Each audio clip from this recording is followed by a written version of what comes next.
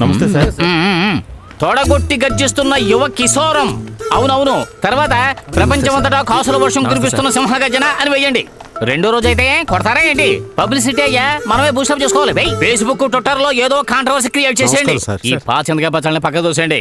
మనమేం వృద్ధాశ్రమం నడపడం లేదు. ఏంటి బాబు, కథ చెప్పడానికి వచ్చావా? అవును సార్. ఆ రోజుల్లో రాఘవేంద్రరావు, దాసరి నారాయణరావు కథలు నాతో డిస్కస్ చేసేవారు. బాబు ఈయన ఒకడు పొద్దున్నే సోది మొదలు పెట్టాడు. సార్, కథ చెప్పడానికి వాళ్ళు రమ్మన్నారు. ఈ రోజు రమ్మన్నానా? సరే కూర్చో.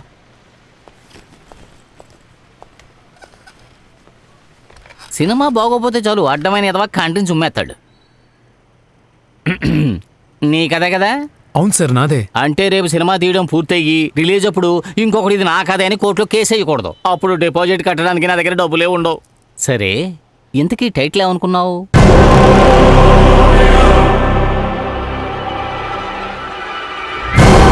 గన్తో షూట్ చేశారు సార్. తర్వాత బిల్డింగ్ బ్లాస్ట్ అయిపోయింది. చాలాపు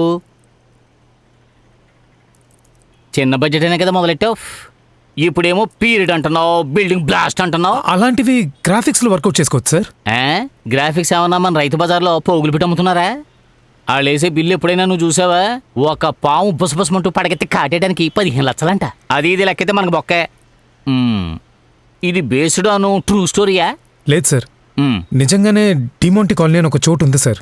దాని గురించి కొంతమంది చెప్పిన కథలు విన్న తర్వాత కొంత మార్చి నేనే సొంతగా రెడీ చేశాను సార్.